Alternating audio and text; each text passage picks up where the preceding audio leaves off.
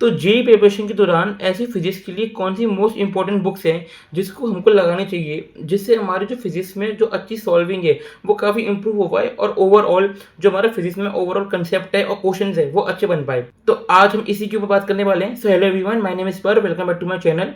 तो यार देखो, सबसे पहले ना बात ये आती है कि क्या भैया हमको फिजिक्स के लिए मतलब हमको क्या बुक्स लगाना ज़रूरी है? क्या जो सर मुझको क्वेश्चन देते हैं या फिर सर जो मुझको मॉड्यूल्स जो मेरे कोचिंग के मॉड्यूल्स हैं, क्या वो इनफ नहीं है? तो ये देखो, सबसे पहले आपको बताता हूँ, जो सर आपको पहले आपको मैं बिल्कुल प्रायोरिटी बताता हूँ। पहले सर जो आपको क्वेश्चंस दे रहे हैं और जो आपके मॉड्यूल्स में आपको क्वेश्चंस मिल रहे हैं होमवर्क में, पहले आपको वो करने हैं। ऐसा नहीं है कि अगर आपको मैं बुक्स अभी बता दूँ, पहले आप वो बुक्स कर रहे हो और जो सर ने क्वेश्चन आपको बताए हैं, उनको छोड़ दे रहे हो। नहीं, बुक्स जो होता है ना, वो आपका होता है एज़ अ अपग्रेडेशन लेवल, कि अगर आपको अपने लेवल को और अपग्रेड करना है और एनहांस करना है, तब बुक काम आती है। लेकिन कोई बोले कि बिना बुक्स के आप अपना जेईई नहीं निकाल सकते या फिर आईआईटी नहीं निकाल सकते, तो ये देखो ऐसा कुछ भी नहीं है। जेईई प्रिपरेशन के टाइम पे ना, सबसे पहले आपको मैं बताता हूँ प्रायोरिटी चीज़। जेईई प्रिपरेशन के टाइम पे सबसे पहले जो सर आपको अपने क्लास के नोट्स दे रहे हैं, जो सर क्लास में होमवर्क करवा रहे हैं, पहले आपको वो करना है। फिर उसके बाद सर ने जो मॉड्यूल में से होमवर्क दिया है वो करना है। उसके बाद अगर आप पे टाइम बचता है, जो कि बहुत बहुत इम्पॉसिबल है, लेकिन अगर आप पे टाइम बच रहा है, अगर आप अपने बहुत एफिशिएंट हो, आपका टाइम बच पा रहा है, तो फिर आपको बुक्स लगानी है। अब बात करते हैं कि कौन-कौन सी बुक लगानी है फिजिक्स में। तो देखो, मेरे ख्याल से जो सबसे रेलेवेंट बुक होती है ना, फिजिक्स में जो मेजॉरिटी हर बच्चा लगाता है, वो होती है भाई S C Verma. S C Verma आपको बुक लगानी है। लेकिन इसमें एक बात का ध्यान रखना, जो एस सी वर्मा होती है ना, उसमें जो लास्ट के जो जो एक्सरसाइज के क्वेश्चंस हैं, उसमें आपको ज़्यादा फोकस करना है। क्योंकि एस सी वर्मा की जो लास्ट एक्सरसाइज है ना, उनके जो क्वेश्चंस है ना, वो काफ़ी अच्छी लेवल के हैं, मतलब एडवांस लेवल को छूते हैं वो। ठीक है? और अगर आपको मेंस लेवल की क्वेश्चन प्रैक्टिस करनी है, तो फिर आप जो उससे पहले एक्सरसाइज है वो कर सकते हैं।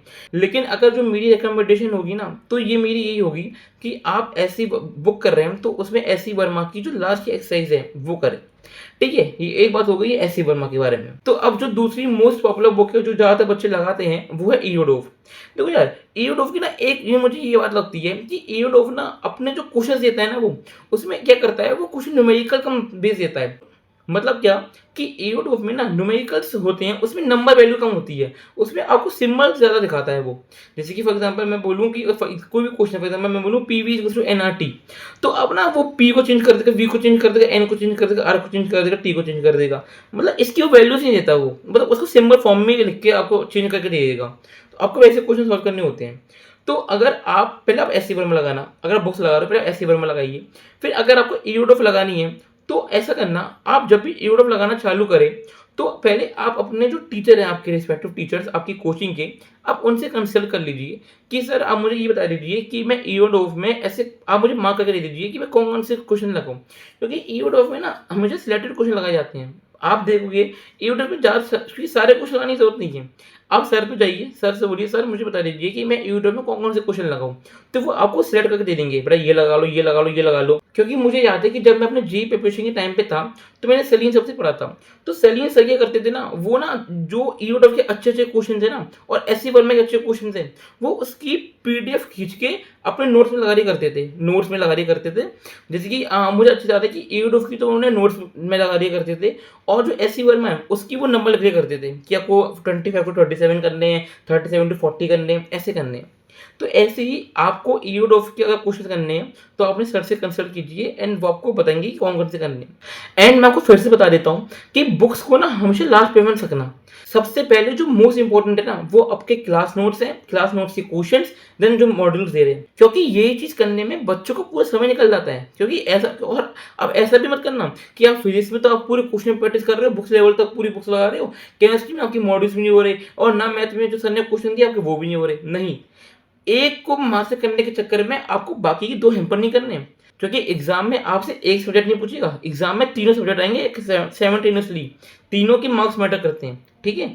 तो इसलिए मैं बोल रहा हूँ कि बुक्स लगाओ, अगर तभी लगाना जब आप पे पूरा एफिशिएंट टाइम हो और आप जब तीनों सब्जेक्ट्स को इक्वल वेटेज दे रहे हो। क्योंकि अगर आप फिजिक्स को ज़्यादा वेटेज दोगे तो केमिस्ट्री का आपका फोकस कम हो जाएगा या फिर मैथ का फोकस कम हो जाएगा। इसलिए पहले आपको वेटेज सबको तीनों देनी है, फिर अपनी और इनहेंस इंप्रूवमेंट करने के लिए, अपने आप को और अपग्रेड करने के लिए आप बुक्स पे जा सकते हो। और मेक श्योर करना कि बुक्स में भी अच्छे लेवल के क्वेश्चन लगाना। मतलब ऐसा नहीं कि जो आप क्लास नोट्स में लगा रहे थे वही लेवल के क्वेश्चन लगा रहे हो, नहीं। ट्राई करना कि और अच्छे लेवल के डिफरेंट टाइप के क्वेश्चन मिल सके, क्योंकि जितना आप डिफरेंट टाइप के क्वेश्चन लगाओगे ना, उतना आपका दिमाग टैकल करे, आपका दिमाग खुलेगा नए क्वेश्चन को टैकल करने के लिए। मैं जब आपको कोई भी अगर एस सी वर्मा कर रहे हो, तो एस सी वर्मा के जो अच्छे लेवल के क्वेश्चन थे, उसमें जो डिफरेंट डिफरेंट क्वेश्चन की टाइप है वो लगाना है, ठीक है। सेम विद ईओडोफ, ठीक है। तो आई होप आपको ये वीडियो समझ में आई होगी, और मैंने आपको बता दिया कि ये 2 बुक्स हैं जो मुझे बच्चे लगाते हैं, आपको यही लगानी है अगर आपका टाइम बच रहा है तो, वरना आपकी क्लास नोट्स एंड मॉड्यूल्स से बहुत इनफ होते हैं, ठीक है। टिल देन अगर कोई और कोई डाउट होता है मुझे कमेंट में बता देना। Till then good bye, take care, bye.